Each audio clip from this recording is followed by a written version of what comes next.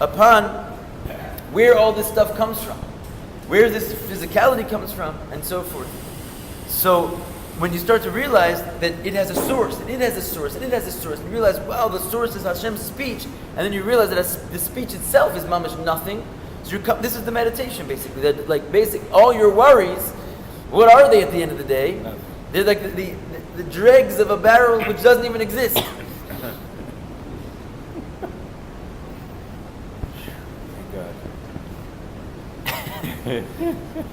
Takes the pressure off a little bit. Show us a picture of that. Okay. That's your assignment. You gotta draw that up. He has it inside already, the picture. I just want to see this. Shu b'chinas ein sof mamish. And this Hashem's essence, which is beyond his speech, this is literally ein sof. Haya hove v'yihyeh bli shinoi mamish. It's past, present, and future all as one. Nothing ever changes. It's like this eternal presence of God, which is not relevant to being divisible into parts and coming out as different factions of creation. That all comes from the Surah of Malchus, and that's what we say every day. Hashem Melech, Hashem Malach, Hashem Yimloch. As soon as we mention Malchus, we mention the idea of going into past, present, and future. Right? Hashem reigned, He will reign, and so forth. He's reigning. And this is the idea, because why all of a sudden we say that? We don't say Hashem gave chesed, is giving chesed, and will give chesed. We talk about the idea of splitting into past, present, and future, which is basically what it means to engender a creation, because a creation can only perceive reality if there's some sort of framework and reference, which is like time. And that all happens in the realm of speech, in Malchus, when Hashem exits the source of creation from himself, which is why it's Hashem doesn't speak, right? It's just a metaphor for the notion that in a human being that you can see that something comes out of its source and becomes an independent entity. That's why the creation is called speech. You guys okay? Okay, sorry. You're still back on the last few lines. Shamre of funny. Okay, anyway. So the idea is that when you get to Malchus, since its speech is exiting the system, then it indicates the notion of separateness and creation, something outside of Hashem. And that's why suddenly it flies into the realm of past, present, future. Hashem Melech, Hashem Malach, Hashem Yimloch. Before that, you have Havaya, which is the combination of the words Haya Hobev Yehiyah, the exact opposite. Past, present, and future as one, in one word. There is not really any existence there yet, which is independent. It's pure Ein Sof. The Kamaymer Ata Hu Kodem Shnivra Olam, Ata Hu Ach Shnivra, La'ach Shnivra. As we say every day in davening, you were there before you created the world, and you were there after you created the world. That even though this speech has come out, so to speak, and it looks as though there's some creation here, the one who's saying it is still there, intact, unchanged, unmoved, as he was before he let out the speech. Because essentially the speech is like nothing compared to him. Okay, period. Or rather, chule, and then period. Which means etc. And then he's going to say, let's hold there. Because where were we? We were talking about how this lowly world, which is the Mayim Rabim, can actually elevate a person when you turn the darkness into light. When you're able to first subdue the darkness and then transform the darkness into light, that's the idea of that it actually can stand a person on a higher level than he was before he came down to this world. And that's where we quoted the concept, Yafa Sha'achas Tshuva and Maisim Tovim B'Olam Hazeh Mikol Chayil Mabah. It's better one moment of tshuva and good deeds in this world than the world to come. Why? The world to come, where were you? You were hanging out in the Ziv HaShechina. You were hanging out in some realm of Gan Eden, some realm of that chain, of that Seder Ishtalshalos. When you come into this world, when you hit the darkness and all this lowliness, so we said somehow this is like purifying waters which can elevate you to a higher place than you were when you started. How do you do that? So we said first you have to reflect on it in davening, and that's what we just did. We just basically the class that so forth was just what you're supposed to be thinking about basically when you daven. This is the notion of reflecting on Mamali Kolomim, the aspect of God's light which fills the worlds and creates it, and then subsequently, when you recognize Mamali Kolam, you can realize, negate that there's something which is beyond Hashem's entering into the vessels, which is this level of Havaya, which all is one, has not yet contracted itself. Okay. After this meditation, Ba'omek Hadas, with the depth of your das, which means, what does it mean Ba'omek Hadas? It means connecting to it, right? Which means you're not sort of ADDing it, right? Das is the opposite of that. Das means you're able to sit and put your mind on one concept for a few minutes, right? And even maybe more than a few minutes.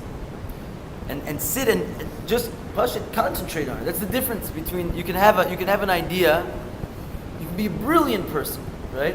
And a lot of people who have a hard time concentrating are quite brilliant people. But there's definitely, it's like a disease. That's what they're going to the doctor. It's like the disease of our times, frankly, right? But these people are nonetheless could be brilliant people, and a lot of them are huge, brilliant experts in different things.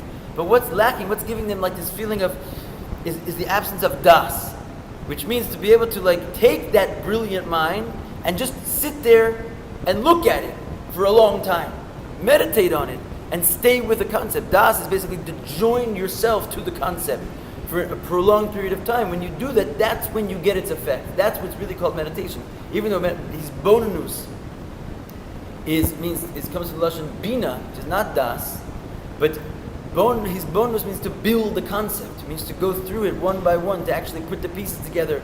And you can only do that and stay with it if you're connected with it the whole time. You don't walk away from it after a few minutes.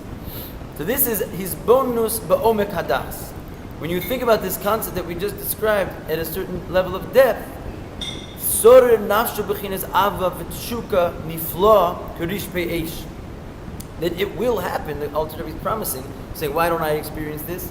Try his bonus ba'omek hadas, and then this will happen to you, right? Which is an arousal of the soul of love and a wondrous longing, like a burning fire, that says to leave from this darkness and physical concealment, and only to cling to Hashem. You stop giving real credence to these bills that you have to pay and this nonsense that's going on in your life, because you just reflect for a second what it really is, and it's the dregs of a barrel which doesn't even exist. And when you really sit, you can think about that for a moment in class, but then you're going to go run out and figure out how to get these dregs back in the barrel. But if you stop and really, mamish, stop for a second and put your mind in this concept for a little bit longer and a little bit longer each day, and just that, it sounds like, is that going to work for me? But it works for you. If you think about it, realize what's going on. Think about each thing in your life and realize how it's just coming from the stars, like just influence from the sun, which is kind of a big deal in its own right. And that's like nothing compared to the sorim, but is nothing compared to the waste product of the ofanim, and so forth, all the way to malchus of atzilus, which is nothing. So what are you dealing with? And it's all it wants to make you do is realize, like, what am I doing in this place? Like, there's a God up there. There is a Havaya, and He's not gone anywhere. All that's happened is He's like thrown this mirage in front of me, made me think that this is. And if I have the power to think through it and realize that the King Himself is mamish everywhere at all times, that's all I want. That's all I want. I don't care about all this other stuff. Or whatever, it has a certain function, but it's not something to get worried about. I'm interested in God. Kamosha Kasu, Mi liba shamayim be'im b'chalo chafastu. He says, I told you this is a very, very famous line in Alter Rebbe. It was in the last Mayim as well. He's in Omek Hadas. So, he says, this is what it means. Mi liba shamayim. In other words, who do I have in the heavens? Ve'imcha lo chafatzti. Something which is just other than you yourself. I don't want it. Shelo yachmotz klal. I don't want any of this. Lo began eden atachton, v'lo began eden ha'elyon. I don't want the lower Gan Eden. I don't want the higher Gan Eden. Why? They seem like pretty good places. No. Shem rak b'chines ziva ara bilvad. It's nothing. It's just a dregs of a barrel which doesn't even exist. In other words, it's even the spiritual delights of the higher worlds is nothing. Because it all just like a descent of Hashem's. First of all, it's all based on His speech, Which again, as far as Hashem is concerned, speech is the lowest, most immaterial aspect of himself. And even though this is the source of all the worlds, but I want Hashem.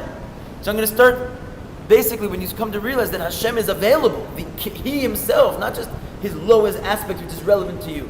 So you don't even want the revelations of the higher worlds. It's just a ray. The Kamayim Razal, Tzadikim Yoshvim V'nenim Miziv HaShechina. As it says that up in heaven, the tzaddikim are sitting there and having hana, they're enjoying the ray of the Shekhinah. In other words, since they're in Gan Eden, they don't get the Shekhinah itself, but the ray of the Shekhinah. And therefore you don't want that. Kim ledafka bo yizbarach. You want Him Himself. The kalel b'chinas mahus of atzmusa yizbarach. To enjoy yourself.